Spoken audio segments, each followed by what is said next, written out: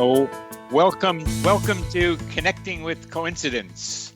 I am your host, Dr. Bernie Beitman, MD. I'm a psychiatrist in private practice and faculty member at the University of Virginia. Each week, my guests and I talk about meaningful coincidences, synchronicity, and serendipity. We discuss synchronicity from its many perspectives, spiritually, practically, and statistically. And today we may do some musically version of this idea. Why? To increase your connection to coincidences so that you can benefit from coincidence awareness in your daily life. I have written a book also called Connecting with Coincidence.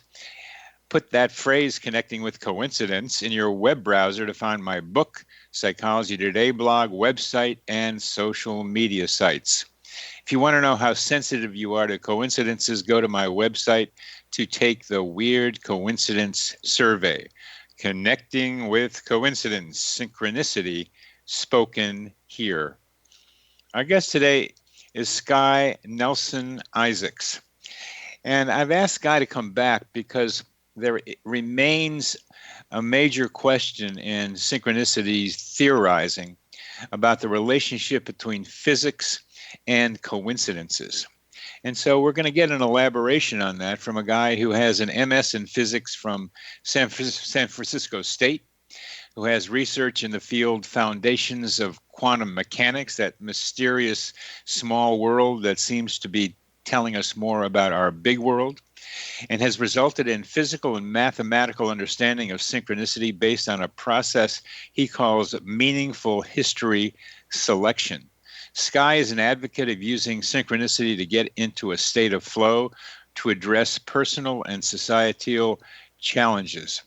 And he is publishing his first book in the spring of next year with North Atlantic Books titled Living in Flow, The Science of Synchronicity and How Your Choices Shape Your World. He is a lifelong musician, award-winning songwriter, and author.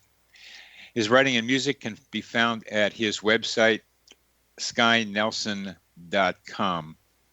Welcome to the show, Sky. Thank you, Dr. Brightman. Good to be here. Glad to have you back because I want to be able to talk more about physics.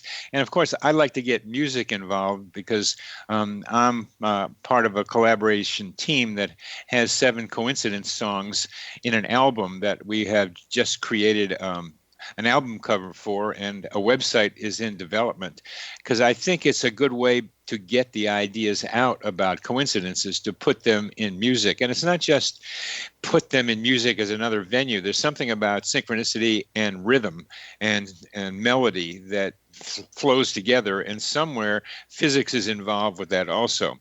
And so that's where you are. You're at a great juxtaposition of those ideas. Before we get into maybe a story you can tell us, maybe you can start with the concept of collapsing the wave function, which is a notion that's been around for a bunch of years now and has been applied in a lot of different ways to different things and also to the development of coincidences. Do you see a connection between the collapse of the waves function and coincidences? And if you do, please explain for our audience what you think collapsing the wave function means.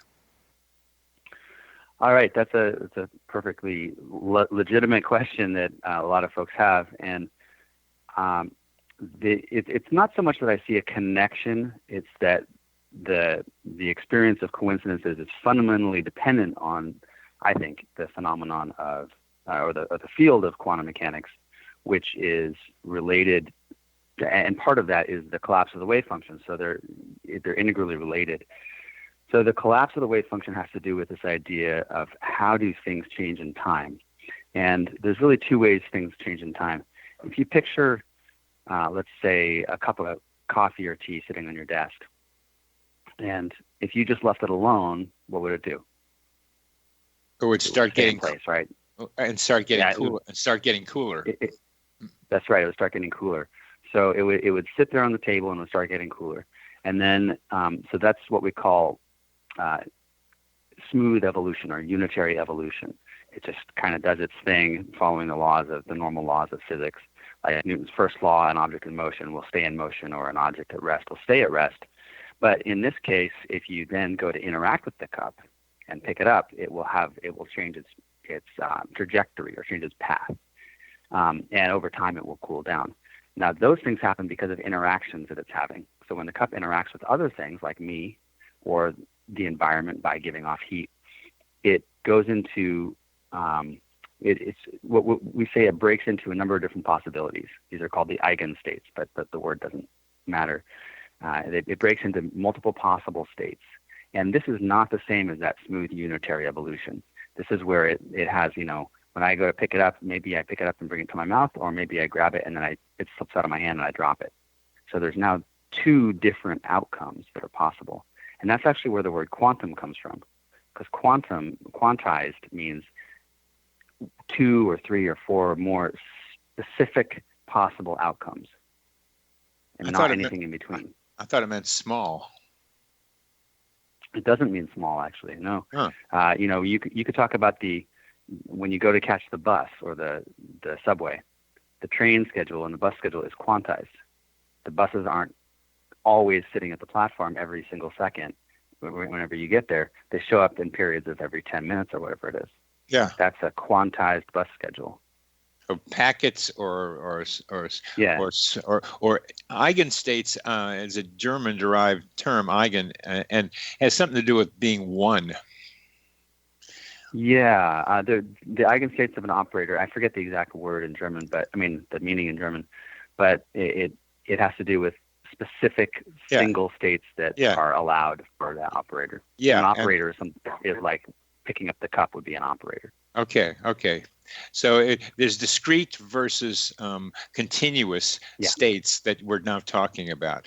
And eigenstates and quantum refer to discrete states. Right.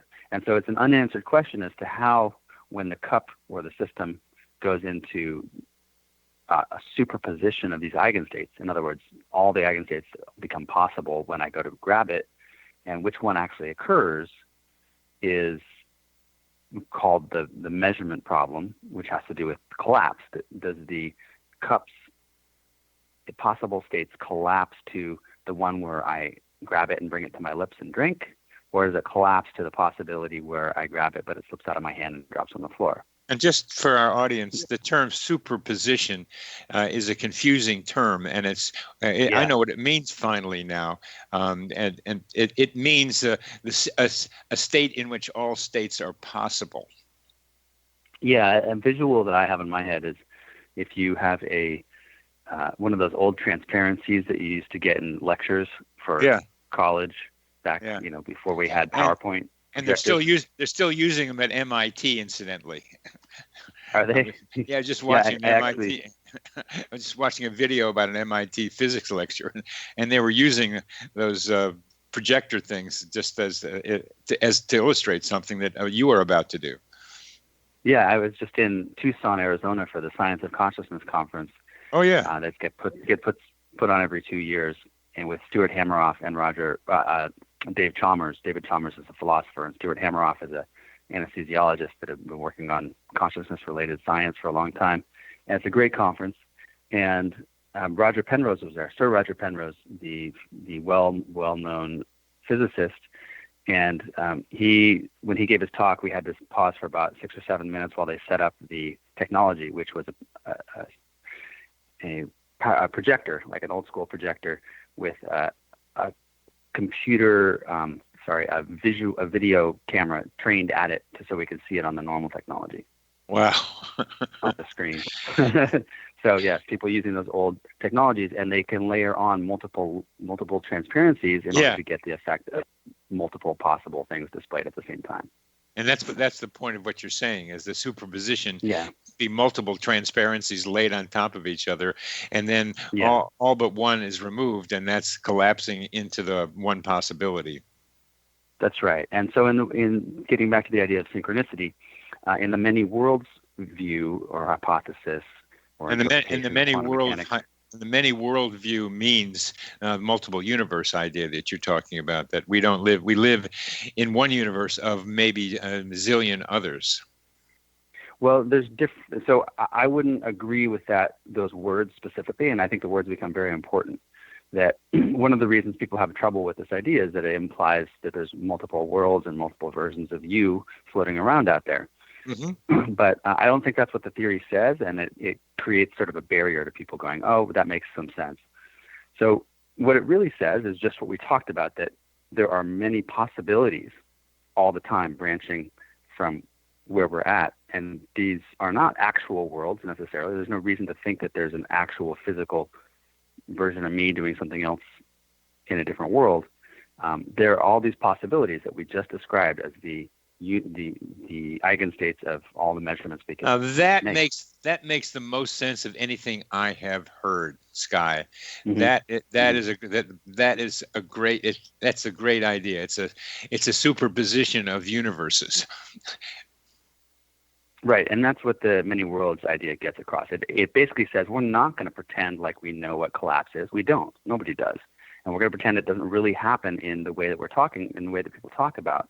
We have about 10 seconds left, so let's leave the many worlds idea for our discussion next time, because it's enough right now to have gotten the idea of many worlds as potential worlds, not as real worlds.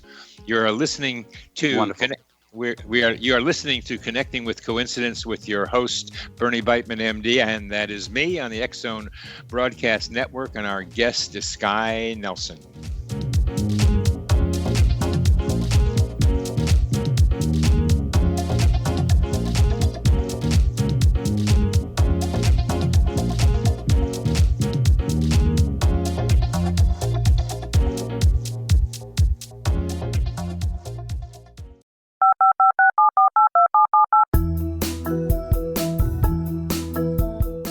Did you know that when you're on the road with limited data or Wi-Fi, you can still listen to the X-Zone Radio Show with Rob McConnell, The Science of Magic with Gwilda Wiyaka, X-1, Dimension X, Space Patrol, and every minute of the X-Zone Broadcast Network by calling 213-401-0080, courtesy of Audio Now.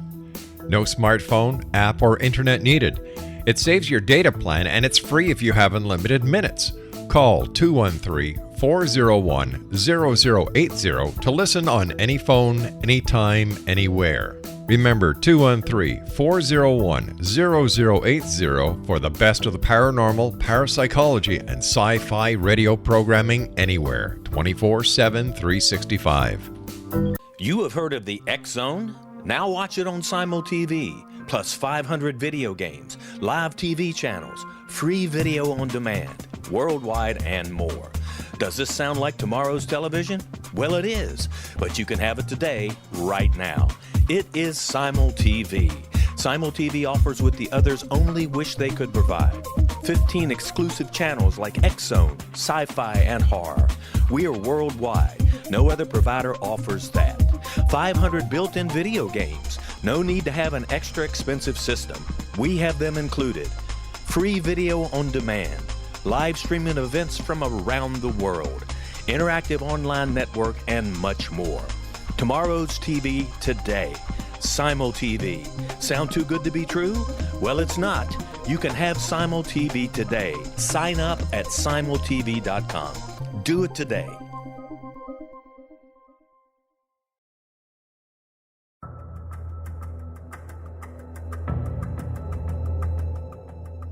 Modern Esoteric, Beyond Our Senses by Brad Olson, consummates the lifology story about where humanity originates. It is the lost continents, the primitive wisdom, the mythos of creation, and the rethinking of ancient history as we are taught in academia.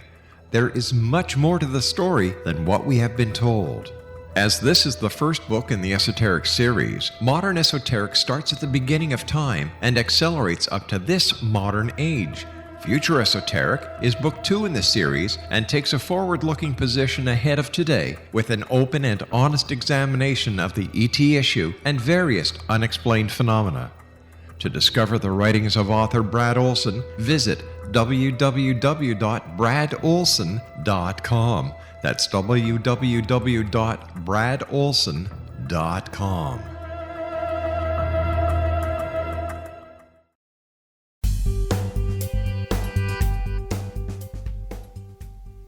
Oh, welcome back to CC with BB, Connecting with Coincidence with your host, Dr. Bernie Beitman, MD, and that is me. We're talking to Sky Nelson, and we're getting out into the sky now, well beyond it actually, with Sky as we travel into the concept of many worlds or multiple universes. I want to make sure that many worlds and multiple universes mean the same thing to you, Sky. Yes, both of them are bad names for a theory. Equally bad names. Okay, equally bad names. Okay, I want to be sure they're equally bad together and trying to mean the same thing. And they are potential worlds that they don't actually exist, but they are potential, and that we make decisions. And this is what we're going to get to. We make decisions that collapse all the possibilities, if that's the right even word to use, collapse anymore, into the one that becomes what exists. That's right, so and the really key element from my perspective is that happens relative to you. So that collapse of all the possibilities into one possibility happens from your perspective. So you experience one of those possible realities as a physical, actually manifested reality. Oh, I love this. This is like clarity that I hadn't had reading about all this before. And That's great. Yeah, thank you. And because I used to have to try to think, as you said, there are a bunch of different Dr. Bernie Beitman, MD. That's me walking around in a lot of different planets someplace. And it's really not that. It's that there are lots of possibilities of me, and then when I act, I create one that becomes what we experience as real. That is really good. So let's do the story about you and your dream job. Yeah. So this is all about the timing of circumstances, which can indicate that this is a synchronicity. Yes.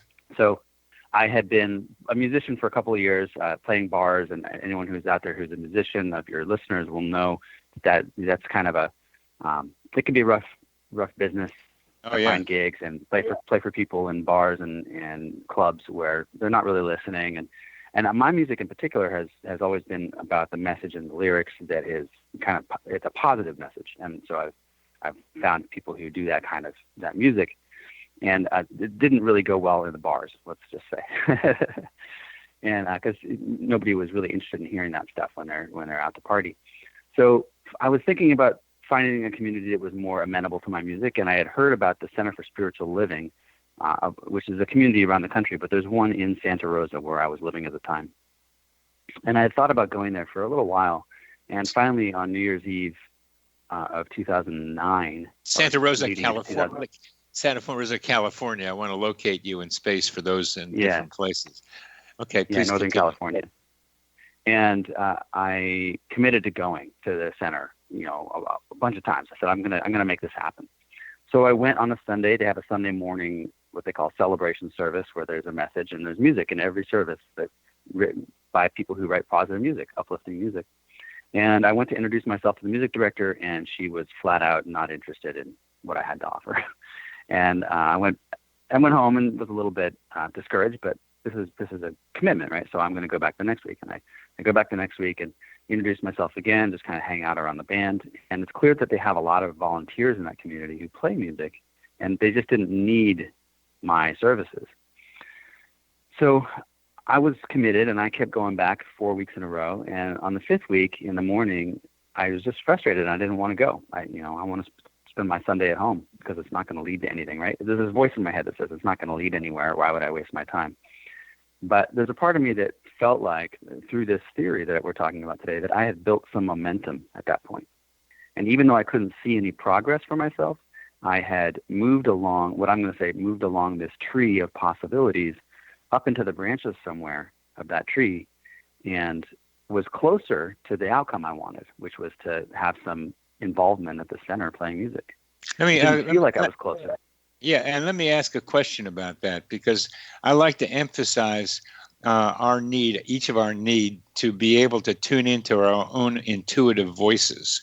And you had a voice saying, don't keep doing it.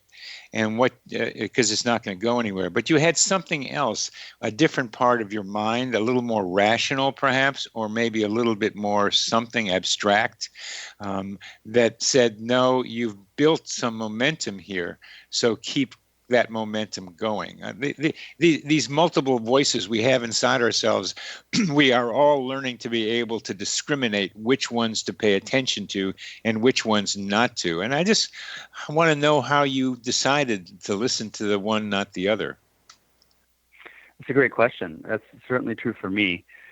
I associate some of those voices with feelings that I'm having, and some of them with maybe the prefrontal cortex, the rational ability to choose one thing even though it doesn't feel good. The feeling of wanting to give up is pretty familiar for me in my life.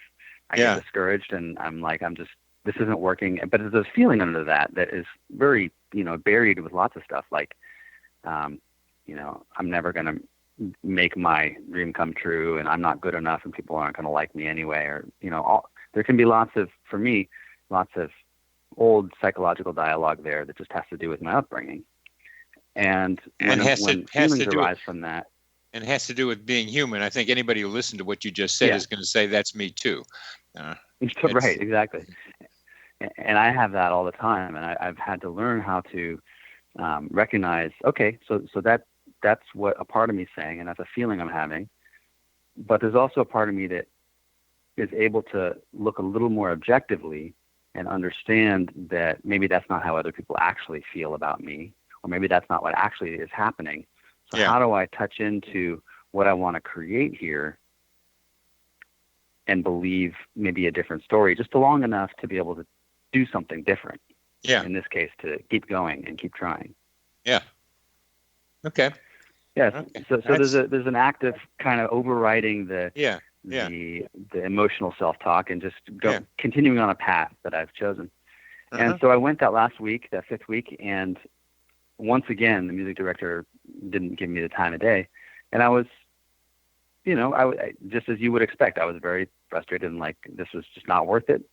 And I get home, and on my voicemail, there's a call waiting for me, a voicemail. And a woman named Reverend Mary has called me, who is involved with the same community, the Center for Spiritual Living, but not that one. So she had no knowledge of me going to that one for 5 weeks in a row. And she had called me because she was she's starting a new center of her own and was looking for a music director, like to actually run the show, and had gone to the local music store where my friend, who's a bassist in a rock band, and I know him from my bar gigs, suggested that she call me because he knew that I was kind of spiritually inclined and might be interested. So she called me, and it was a match made in heaven. I was immediately like, that's what I want to do. Out of the blue comes this opportunity to not only be involved with music, but be running the music, and every week be coming up with new music and an integral part of each service. That is a good story. And for our listeners and for me, the key element of this is momentum and a tree going up a tree with more branches and more possibilities. That we are creating something by our intentions, but not just our intentions, by our acting upon our intentions. We're making something happen. We're creating what you called some momentum. Try to describe how you visualize that as you described it. The visual that I have is an apple tree. So we're always standing at the base of this tree, and the tree is our life. It's always expanding up and ahead of us, above us, in all the branching possibilities. And some of those possibilities might have involved me going to the Center for Spiritual Living and not getting any connection to being part of the music team. Some of them could have involved me actually being on the music team at the one I tried to get to. Some of them could involve me giving up and not going to the center and having nothing emerge in that way. And these are all different branches of that tree that continue to unfold and continue to branch all the time, with more and more branches inside of each one of them. And you're talking Now, about superposition in the old way we were talking about it, the creating possibility. Yeah. These are potentials or possibilities. There's something more dynamic than just kind of straightforward at a moment. That dynamic thing is you're making more possibilities happen by continuing to go ahead with your intention. Right. And so these branches are not, they're not fixed in a sense that there's really an infinite number of possibilities. So these branches, there's an infinite number of branches, and we're not actually creating those branches. They're already there. They're already there.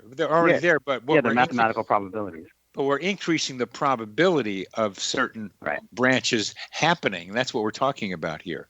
By your intentions. That's right.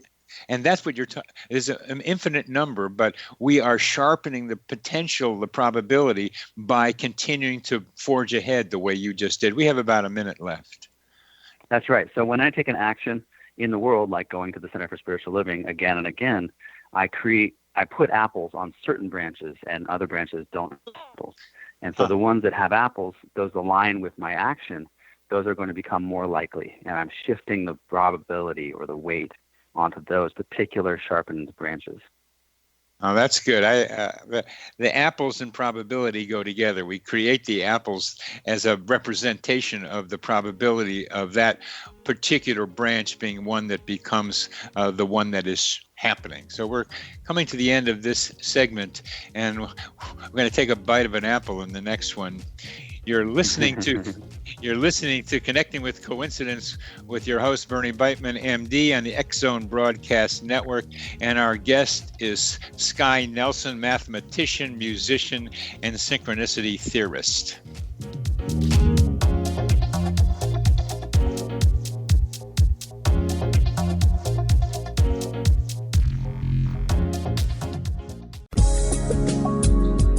From our broadcast studios in Hamilton, Ontario, Canada, to the world and beyond, you're watching the X Zone Broadcast Network, www.xzbn.net.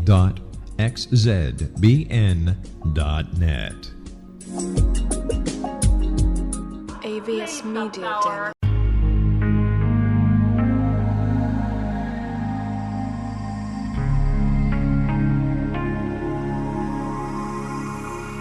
The scientist and the mystic have been on an age-old, relentless search with one thing in common. They seek truth. Their paths converge in the 40,000-year-old practice of shamanism, an ancient science delving to the quantum level of life, facilitating healing, manifestation, and evolution.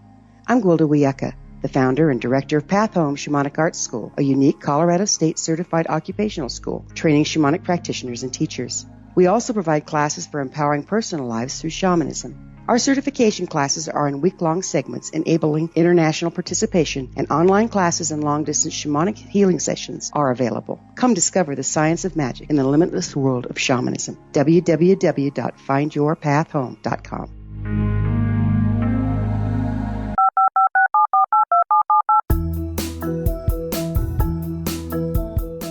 Did you know that when you're on the road with limited data or Wi-Fi, you can still listen to the X Zone Radio Show with Rob McConnell, The Science of Magic with Gwilda Wiyaka, X-1, Dimension X, Space Patrol, and every minute of the X Zone Broadcast Network by calling 213-401-0080, courtesy of Audio Now.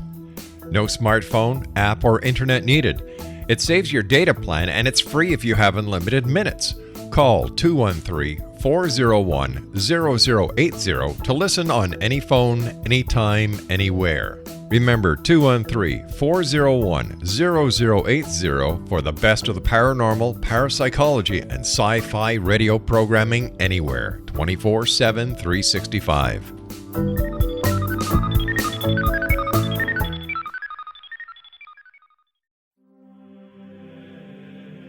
Rob McConnell here, presenting an overview for Nicholas Paul Jennings, author of a fascinating book, Amen. It presents facts revealed by Egyptologists, facts that enable us to understand why Amen is the beginning of creation of God. It provides recommendations for religious leaders of the major religions to unify their beliefs and teach the Word of God. Love one another. Amen informs people how mankind conceived God. It was the Egyptians that developed the concepts of a soul, a hereafter, and Son of God. And finally, after the worship of many gods, they conceived the belief in one universal God, the maker of all there is. For more information, visit www.futureofgodamen.com. That's www.futureofgodamen.com.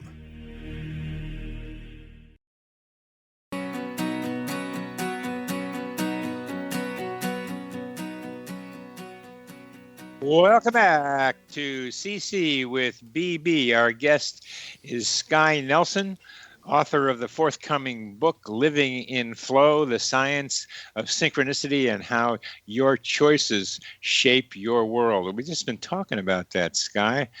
Would you tell us what you mean by meaningful history selection?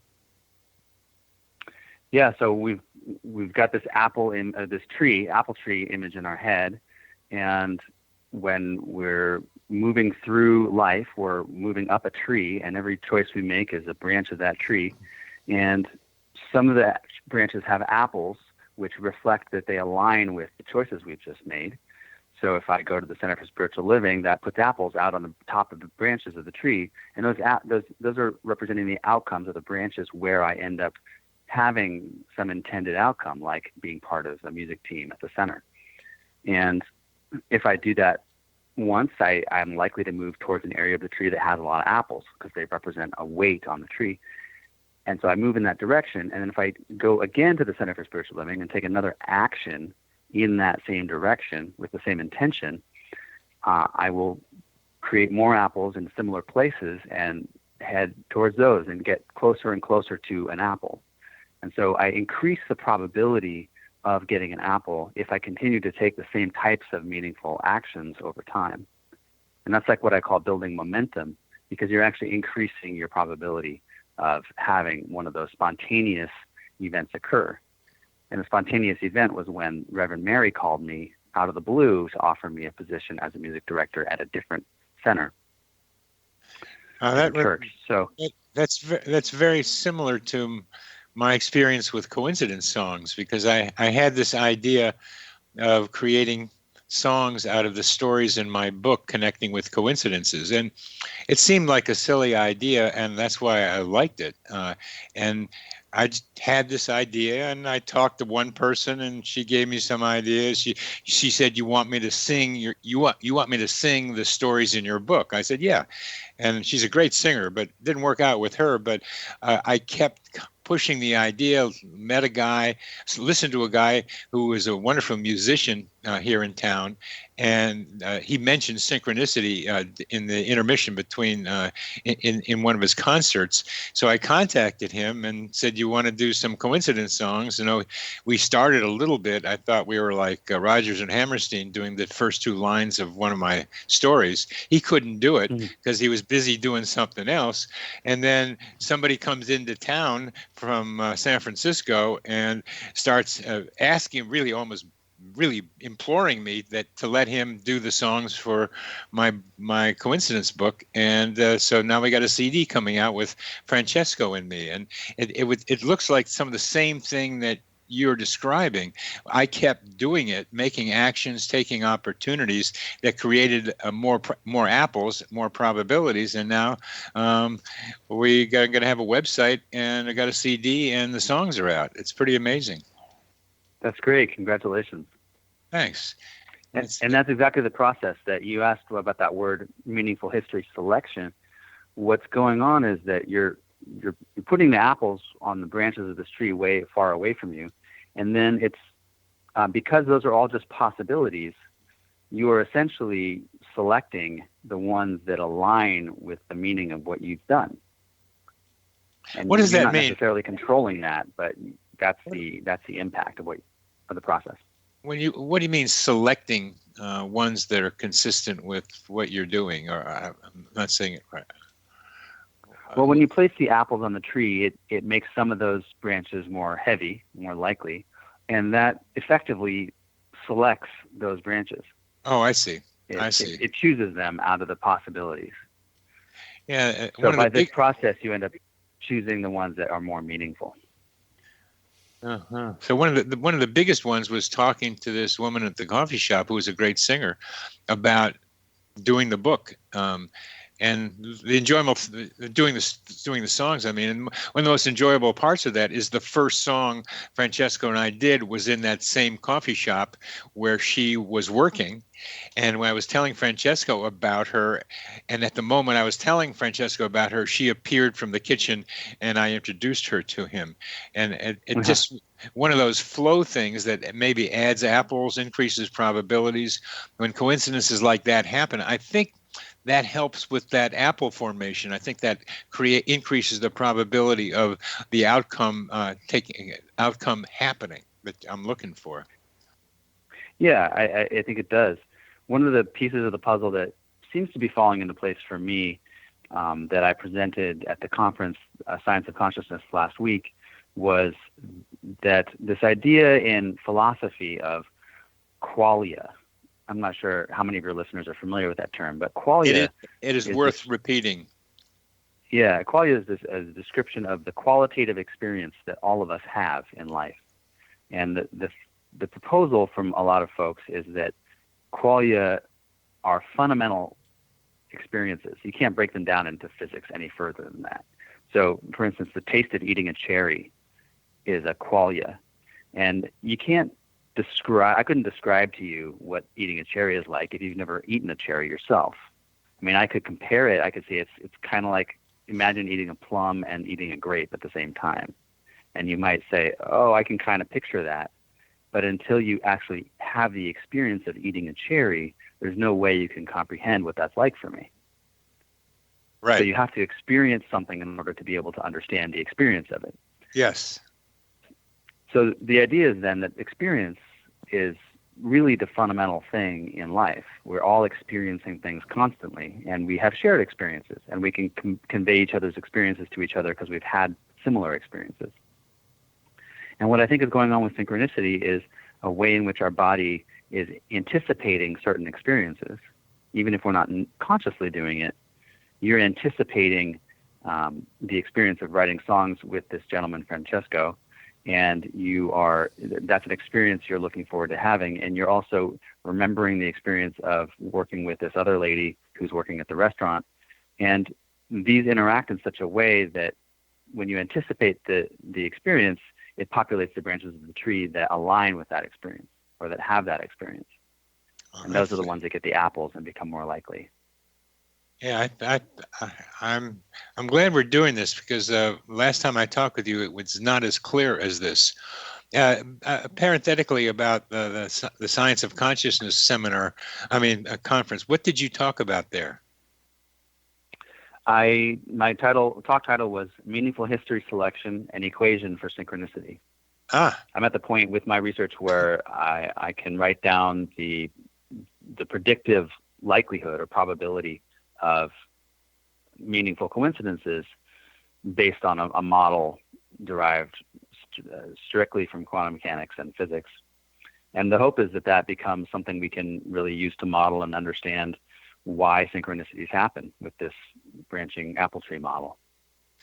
So you can estimate the probability of a coincidence?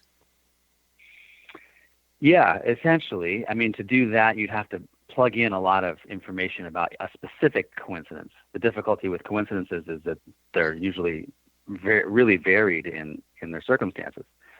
But what I gave in this talk is a model using a typical electron experiment, like something you could do in a lab that people are doing all the time, using procedures that people are doing all the time to model the case of a synchronicity in the world and show that you do get meaningful outcomes, using that term in quotes, meaningful outcomes on the electrons. You get an increased likelihood of them going one way versus a different way through the experiment based on the intention that you have, essentially. And I'm being loose with my terms without actually having a diagram in front of me, but based on the intention. Well, let's talk about your musical leadership coincidence. How do you calculate the odds on that one? Yeah, that's a great question. So I haven't gone into huge detail, but you can think about it this way. This is just one way to think about it. The key there was the timing, because I have never before or since been offered a job by just a phone call out of the blue. Uh-huh. I wish I had, but that's the only time I can think of that I've been actually just sitting at home and get a call from somebody who wants to offer me a job. But not only that, this job was in the field that I had been just trying to be involved with for the last 5 weeks. Yeah. And the timing was that, that woman could have called me anytime in the previous, let's say, just keep it simple and say I'd been looking for a year. And I hadn't really been looking for a year. I had been thinking about it for maybe a year, but I hadn't told anybody. And so that's 52 weeks, or let's just say 50 weeks. And 5 of those weeks, I had actually been going to the Center for Spiritual Living. So the likelihood that she calls me on that particular week, let's just call it 1 out of 10, 5 out of 50. So there's a 10% chance that she'd call me that week versus the week before or the week after.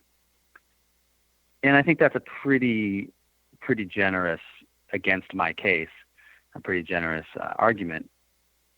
You could call it 2 years, and then you've got a much longer period of time that she could have called within.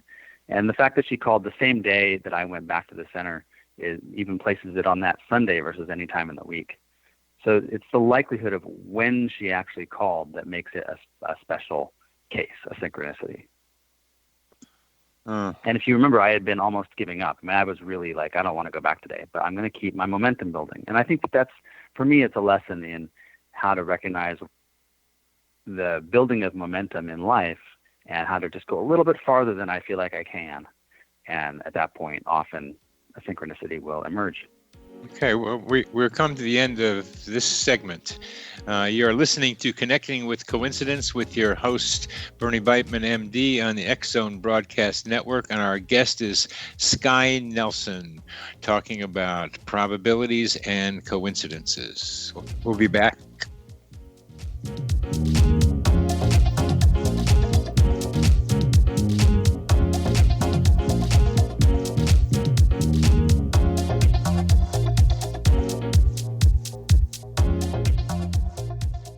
You have heard of the X Zone?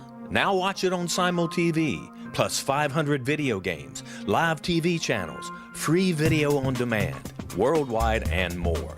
Does this sound like tomorrow's television?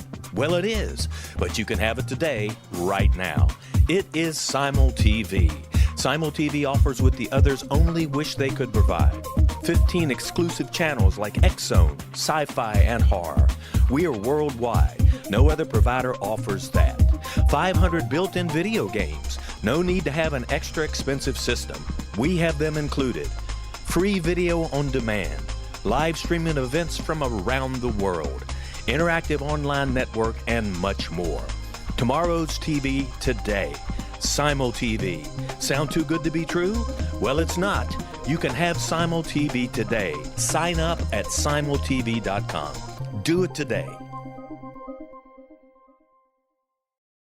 The new nonfiction book, Razor of Madness, is similar to cult movies like Clockwork Orange, Dragon's Tattoo, or The Other Side of Hell. Wayne Morin Jr. and Thomas Lee Howell expose widespread and systematic deficiencies in this thought-provoking tell-all novel. Mind control rages among scholars in law schools. Human rights are ignored while thought reform and mental manipulation are accepted practices used as behavior modification. Dr. Louis Jolyon West comes to mind. Media and public scrutiny shows that United States mental hospitals are in fact destructive murder industries.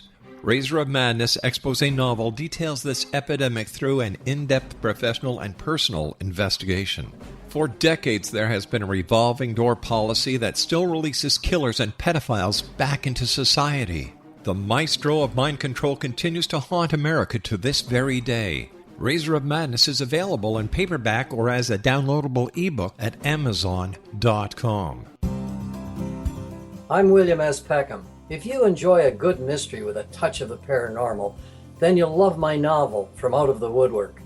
It's the story of a young Toronto contractor, Sean Kennedy, who buys derelict homes, guts them, and turns them into multi-family dwellings. Slums just waiting to happen.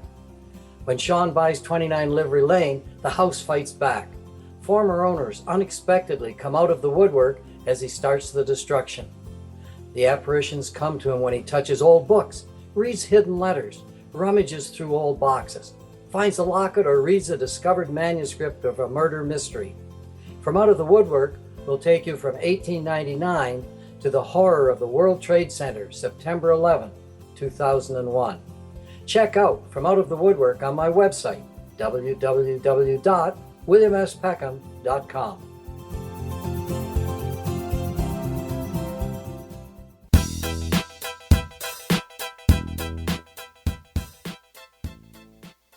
Welcome back to CC with BB and our guest Sky Nelson, putting together physics and synchronicity, and one of these days some music too. Sky, one of the things that you are talking about is how to use synchronicity to get into a state of flow to address daily personal and also societal challenges. Tell us about that, please. Yes, my experience is that when I start paying attention to the coincidences that show up in my life and seeing them as meaningful in some way, to different degrees, every experience might have a different degree of meaningfulness or not be meaningful. But when I can start seeing that, I can get into that state that Mihai Csikszentmihalyi wrote about in his seminal book called Flow. Yeah. He describes flow as optimal experience. Getting into a state of mind or a state of being where we are optimally engaged with life. So like if you're a tennis player, you're not really thinking about where to place your tennis racket. You're just in a state of back and forth, dancing with the racket. And he talks about, he has a really great description of flow in terms of control. And he says that, I've got it right here. He talks about people in that state feel like they have a high sense of control, except it's not really that they have extra control. It's that they have a sense of not being worried about losing control. So flow is a state in which we're relating to our surroundings so deftly that we're not worried about controlling it, and we're also not just surrendering control. And I think when we get into relationship with the synchronicities or coincidences in our lives, we get into that state. It's like a dance with the cosmos. Well, there's a chicken and egg kind of question here. I've got a friend that says she gets into states of flow when she sees lots of coincidences. They are indicators of her being in flow. And what you're saying, and I agree with you, is that by paying more attention to coincidences, you can get more easily into a state of flow. I think it goes both ways. Yeah. I think depending on where you're at, you can, if you're feeling like you're out of the flow, some of the things that can be done to get back in the flow involve paying attention to what synchronicities have showed up in my life that I'm kind of ignoring right now. And I describe this process that I call the Lorax process. And Lorax, L-O-R-A-X. And it stands for first listen. This is an important thing, to be able to listen to our, not just people, not just with our ears, but with our life. Think about our life right now. And what are some of the things that have happened that I need to listen to? And then I'm going to open, because often when I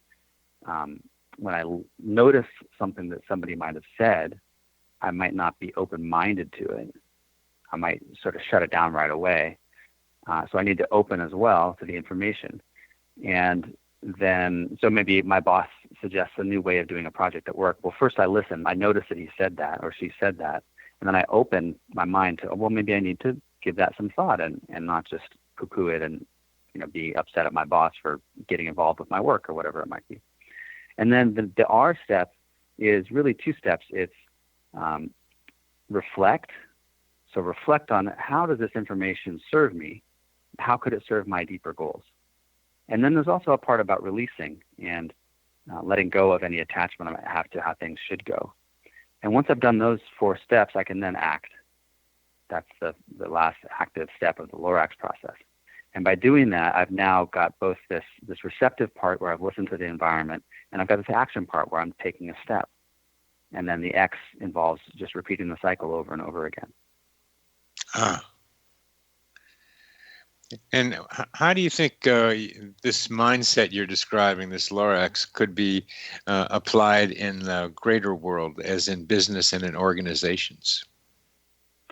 It feels to me like one of the things that happens in not only in organizations in our country and around the world, but also in our relationships with each other, is a sense of not having all of these steps in place. Often, we're really good in the Western world at acting, doing something. Let's be decisive. We expect our political leaders to have a plan, know what to do, and we expect our CEOs to have a plan and know what to do. And we're not so good at balancing the receptivity part and being able to listen to other people, and even notice how circumstances might be shifting that we can adapt, that we might need to adapt to. So a book written by Patterson and a number of other folks called Crucial Conversations talks about the shared pool of meaning. Everyone being able to contribute openly to a shared pool of meaning without feeling fear of being judged or criticized.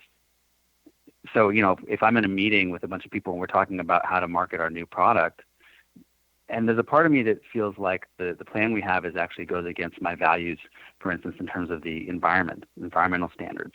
How likely is it that I'm going to feel comfortable to step up and say, we need to think a little bit more about what kind of packaging we're using or how we're going to distribute this across the world and the impact that's going to have. And I think it can be hard to do that when we're in our current model where we don't really listen and pay attention to others' unexpected circumstances all that well. Fundamentally, I think you're saying with Lorax is to listen and be open and reflect on what the other person is saying before you act. And those, those are. How does that fit in with synchronicity? Right, because what synchronicity, or the theory of meaningful history selection, tells me underneath all that is that if I do listen, I will notice things that are leading somewhere on that branching tree of possibilities. Synchronicity, or the process here of meaningful history selection, is providing essentially guidance or direction on that tree that we can't necessarily see unless we pay attention. So there's an underlying structure to the world that's actually bringing meaningful circumstances, and we miss them if we don't pay attention to each other's comments or suggestions. And what, for your, again, back to the music leadership role that you took, what were you listening to that you hadn't told us about that allowed you to act in the way you were acting? Well, I followed my own internal listening at that time to go to the center 5 times in a row. Yeah. And the 5th time, in that sense, that's a level of, in some sense, creating a situation out of nothing, believing that this can happen and being willing to keep going. And then when I got the call on that Sunday from this other woman, I mean, imagine if I had said, well, I don't know you and I don't know your center, and it's a small center, and that wasn't what I wanted. I wanted to be part of this really big center. I might have an automatic, like, this isn't what I was asking for or looking for, and I wouldn't be open to it. So by being open to the information that this other woman calls me, it gives me the ability to get into that flow cycle, that flow process, and have something show up that really works out for me well. Often things show up that are unexpected or look different than we expect, right? Right. And those are the ones that deserve some of your listening and being open and reflecting, these strange things that happen that allow us then to be able to increase probabilities in the direction we want. There's so much in what you're saying that talks about individual responsibility for what happens to us. Absolutely. That's the approach I take, and it doesn't mean that all synchronicities or all flow, the way people define it, necessarily have to be proactive like that. But I think that we live in a time when there's so much power at our fingertips with information on the internet, and we can travel anywhere we want to go. I think it's really a time that's calling us to be more authentic in life and step up to who we want to be in the world and take proactive steps towards fulfilling our dreams, if that's the way you want to put it, or simply just staying in the current job or position that we're in, but showing up more authentically and voicing our views more courageously. I really love this idea. We have about 2 minutes left, Sky. I love this idea that because we are individually more powerful as a result of our technology, that we have more potential, of course, than we've ever had as individual humans, that we need to then become more authentic in response to that. Now, that's a beautifully crafted concept. Just comment on that a little bit more about how those two come together, increased technological power and the need to become more authentic. Well, I think people are really struggling with how do we solve some of these massive global problems, like climate change is one that I care a lot about.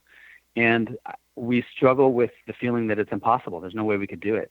And nothing I do could make a difference. And in fact, I have to go to work and get in the car and drive to work. And so I'm actually making the problem worse every day. And there's nothing I'm doing to make it better.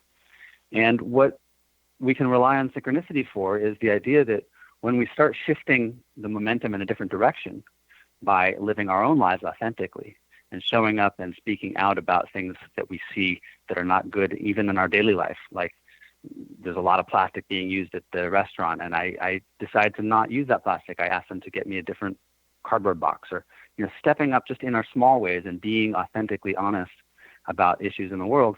I think that shift in momentum can actually shift the bigger picture, because then synchronicities come along to shift the entire picture in a different direction. So you're implying that authenticity increases synchronicity. It increases the synchronicities that align with our best good. Okay, well, everything increases synchronicity, but not necessarily in the direction we want to go. Well, we've come to the end of our show, Sky.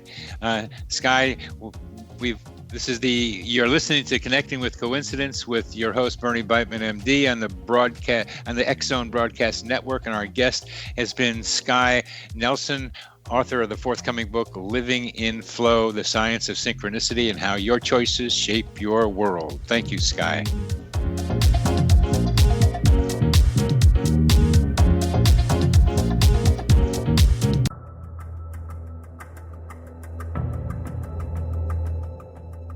Modern Esoteric, Beyond Our Senses by Brad Olson, consummates the lifeology story about where humanity originates. It is the lost continents, the primitive wisdom, the mythos of creation, and the rethinking of ancient history as we are taught in academia. There is much more to the story than what we have been told. As this is the first book in the Esoteric series, Modern Esoteric starts at the beginning of time and accelerates up to this modern age. Future Esoteric is book 2 in the series and takes a forward-looking position ahead of today with an open and honest examination of the ET issue and various unexplained phenomena. To discover the writings of author Brad Olson, visit www.bradolson.com. That's www.bradolson.com.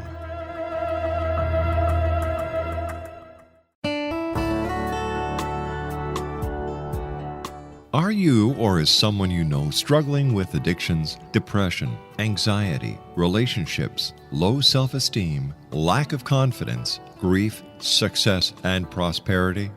Do you know that your subconscious belief plays a big role in the outcome of your hard work? We can help you permanently change the beliefs that may be the reason for your struggles and failures. We care about getting you the return on your investment and the results you are looking for. We can help you be free of the limitations of your past and in realizing your highest potential. We work with people by phone and Skype. For more information, visit us at www.ritasoman.com. That's www.ritasoman.com.